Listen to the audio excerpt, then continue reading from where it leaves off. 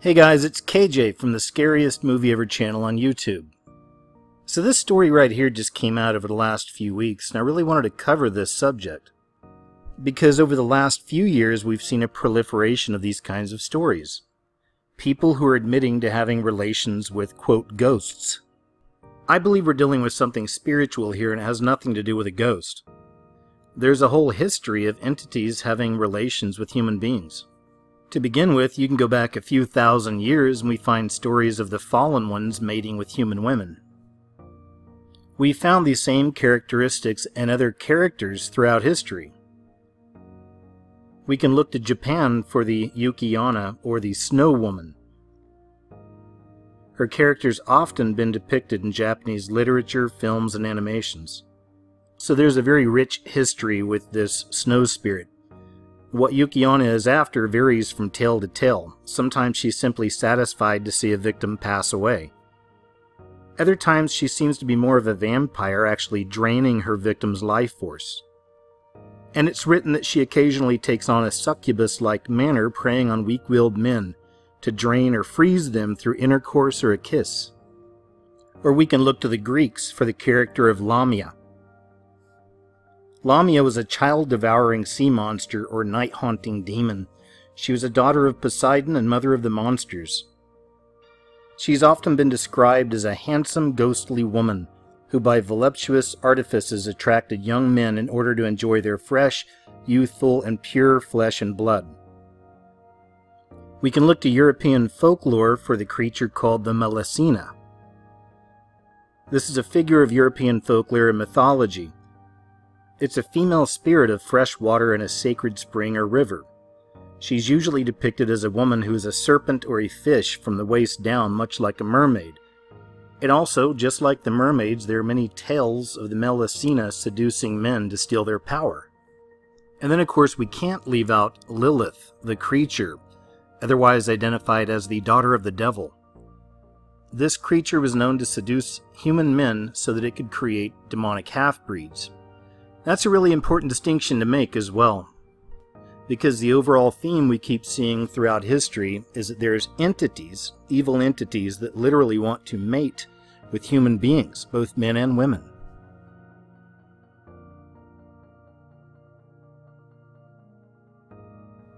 What's interesting is we're constantly bombarded with this type of imagery and this same story that's been told for thousands of years, even when we don't realize it. You can look to the movie Prometheus, and this right here was a very thinly veiled story about the fallen ones interbreeding with human beings. Now in this case, the ancient engineers are portrayed as spacemen or aliens. And this right here is another subject I've covered for years on the channel. It's that ultimate deception, that these aren't visitors from other planets, but evil entities. So when it comes to spirituality and spiritual ideas, I want to show you an example of how I'm constantly seeing the mainstream media manipulate these ideas or not fully tell the truth.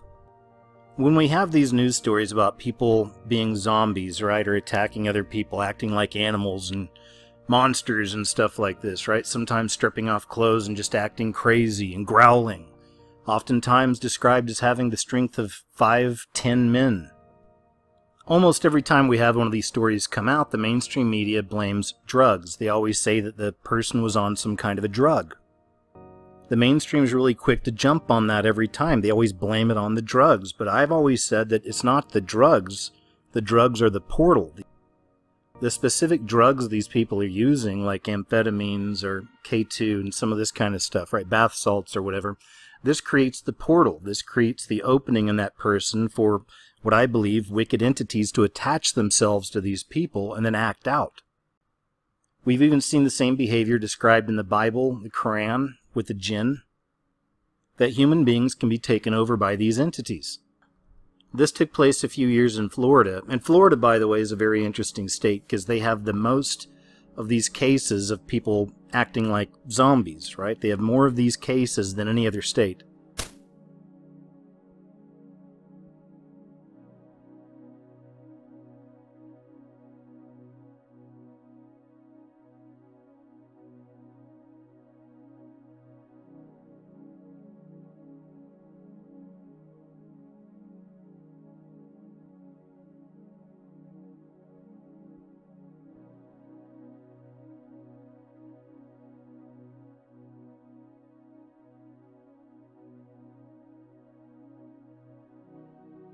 But a few years ago this took place. He had just been eating dinner with his parents. They say he seemed to be acting normal.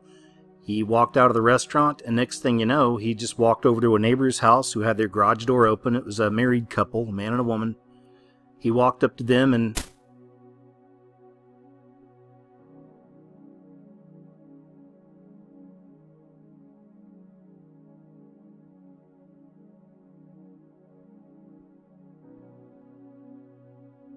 Now this story is from March 2019. They're saying Florida face-biting cannibal believed he was a half-man, half-dog. But that's not really the story. So every time there's one of these zombie attacks, I usually wait a few weeks and I try to see what the mainstream's talking about. And as I said, 90% of the time they'll blame it on some kind of a drug. This came out from August 24th, where they decided to hold the toxicology reports of the case. Also in August 2016, we started getting reports like this in the mainstream. It's just one example. Flocka, the drug that made Austin Harrouff eat man's face. As I said, you can do a search yourself, and a lot of these stories got taken down once the truth came out. You can still see some stories out there that again are blaming some kind of a drug for what happened. And then just a few months later, we have this story come out, The Truth, November 2016. It's the update on Austin Harrouff. It says there were no drugs found in his body. So what causes a kid that, for the most part seemed normal up to the event, to just walk over to a neighbor's house and just start biting all over people? So now we have this new trend. We have a new deception. Because this isn't the only time a celebrity has come out and said they've had some kind of relations with, quote, ghosts. Here's one of the most famous examples. This is from 2016. You may remember this. This is during a 2020 interview, but Bobby Brown also claimed to have had relations with ghosts. Actress Paz de la Huerta, who has starred on TV shows like Boardwalk Empire and movies like Enter the Void, told the New York Times in 2011 that she got it on with the ghost of Elvis on a visit to Graceland. I went to his recording studio because sometimes the sensitive people feel him in this room, and I stood in this corner and I felt him. What can I say? I felt him touch me. She told the paper, I felt his spirit go through me and give me pleasure.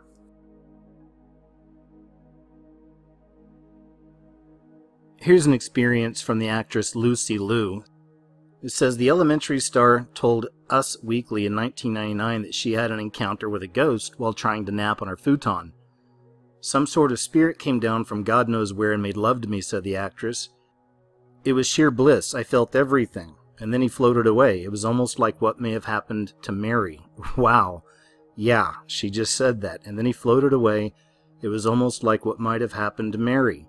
That's how it felt. Something came down and touched me, and now it watches over me.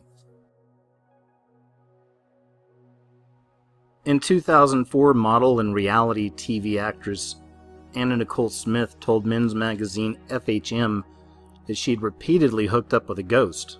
A ghost would crawl up my leg and have intercourse with me in an apartment a long time ago in Texas. I used to think it was my boyfriend, and one day I woke up and it wasn't. I was freaked out about it, but then I was like, well, you know what? He's never hurt me and he just gave me some amazing intercourse, so I have no problem. After the interviewer wondered if it could have just been a dream, Smith protested that it was not a dream because it was happening every night. This is from actor Dan Aykroyd. It says in a 2010 blog post for the Huffington Post, Aykroyd admitted that he had felt an unseen presence in his bed, no less when he lived in Mama Cass's Hollywood estate. And in a 2013 interview with Esquire, he reported cuddling with a male ghost in his bed and thinking, I'm just going to roll over and snuggle up next to it. Pop star Kesha once claimed during an appearance on Ryan Seacrest's radio show that her song Supernatural was inspired by having sexy time with a ghost. Kesha further hammered the point home during an appearance on Conan the same year, proclaiming that she, quote, went to the bone zone with a ghost. 1 year later, she reported on Jimmy Kimmel Live that her privates were haunted. In 2012, the wife of Ice-T, her name's Coco, claimed on a talk show Naughty But Nice that a, quote, perverted ghost groped her. She says, I was watching TV and I was wearing a nightie and I felt my dress move up my leg. I looked down and got freaked out. I pushed it down, watched TV, felt it again, and I could see it being pulled up. and then I felt the guy breathing in my ear. In April 2014, actress Natasha Blasek appeared on the British talk show This Morning, describing 2 separate encounters with a ghost. At first I was very confused, then I decided to relax and it was really pleasurable. I really enjoyed it, she said. She also said that as a child she always wanted to know if there was something more to this world. This experience did answer some questions for her, she says. And of course, having intimate relations with spirits isn't just for the celebrities. We're also getting a lot of stories of, quote, regular people having these kinds of experiences. Here's an interesting headline from December of 2017. Ghost sex weird but satisfying, bizarre trend of ghost and human sex emerges. It reads, ghost stories have become popular these days both in fictional and reality TV shows, but 2 women who are strangers to each other have recently come forward with eerie and yet erotic ghost tales of their own. To add fuel to this weird ghost sex, parapsychologists are saying that this is not only entirely possible, but cases such as these have been documented before. You can really tell when they're pushing these narratives just by when they actually publish these. Here's another story from December 2017. Ghost sex, meet the women who have ditched men to have sex with ghosts. So those were from 2017, but we can find this narrative back in 2015 as well, November. The women who say they've had affairs with ghosts. They're not mad, but respectable 20-somethings who say spooks are better lovers than real men. Here's an interesting story from 2018 at People.com. Mom of 5 marries 300-year-old pirate ghost. Let's check some of this story out. So I do believe that some people have natural abilities and can actually sense things more than others.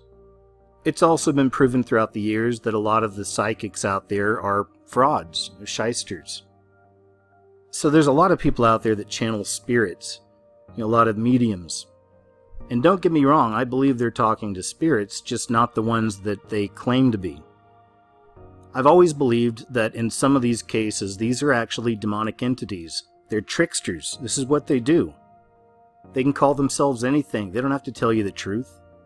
And when somebody is purposefully opening themselves up spiritually to these kind of things with no protection, that's exactly what you're going to get. A lot of this is witchcraft. It's sorcery, and we're not supposed to play with stuff like that. So Teague says she communicated with the ghost through a medium, and soon learned he was Jack, an 18th century pirate who'd been left at the altar once before and was ultimately executed for thievery. As she interacted with the entity over the course of several months, Teague claims she began to develop feelings for it.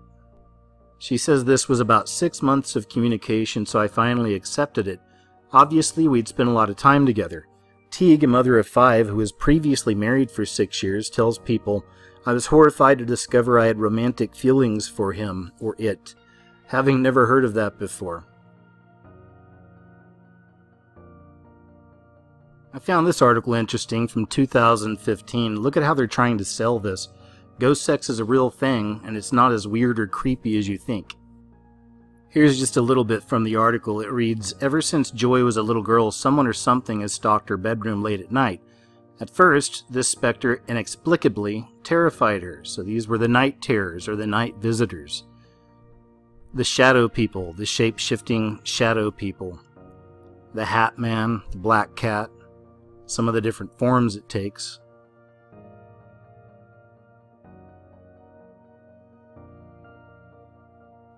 But when she became an adult, the ghost, quote-unquote ghost, continued to visit her, and it became something of a familiar friend, or a familiar.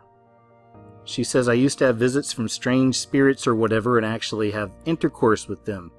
Joy, who did not want to reveal her last name, told Mike, M-I-C. It was very pleasurable. It was almost like I was in a real relationship with a guy, she says. So they even have a scientific term for this.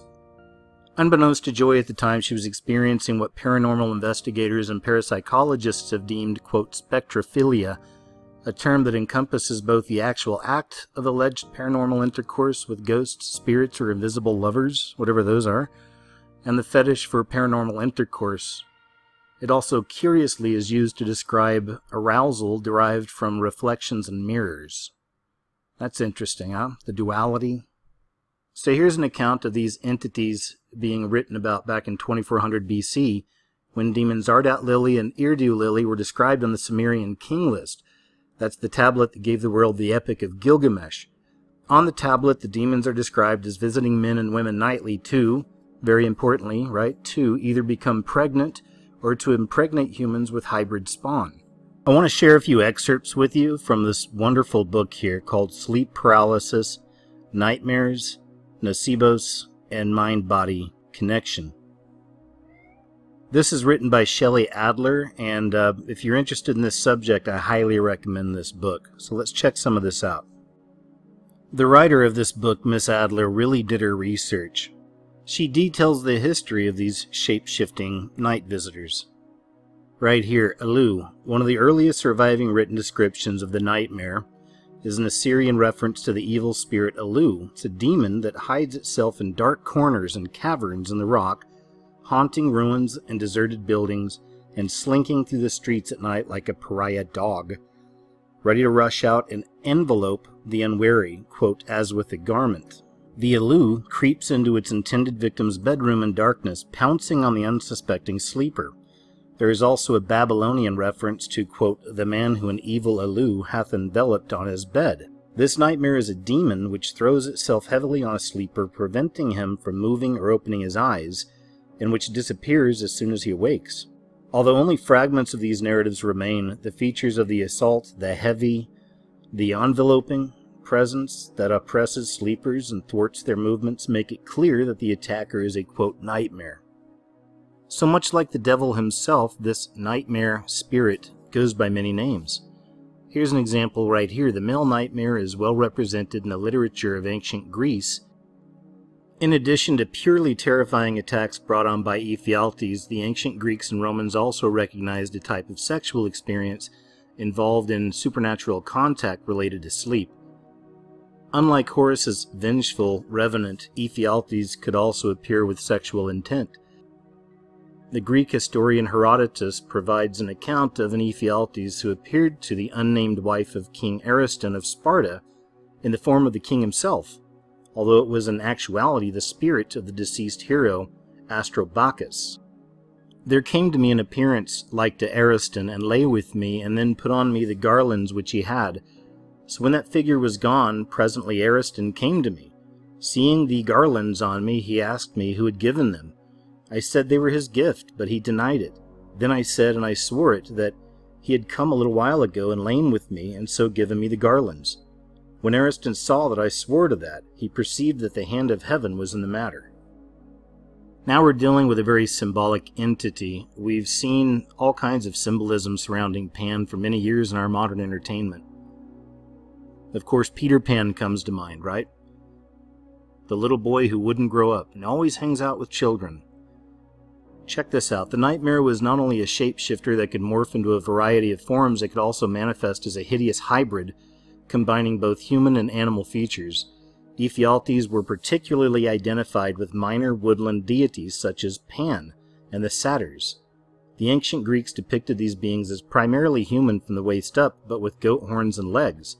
Pan's attacks were associated with panikos, or panic, precisely the type of response appropriate to a nightmare attack, because they feed on our fear, right? They feed on that energy.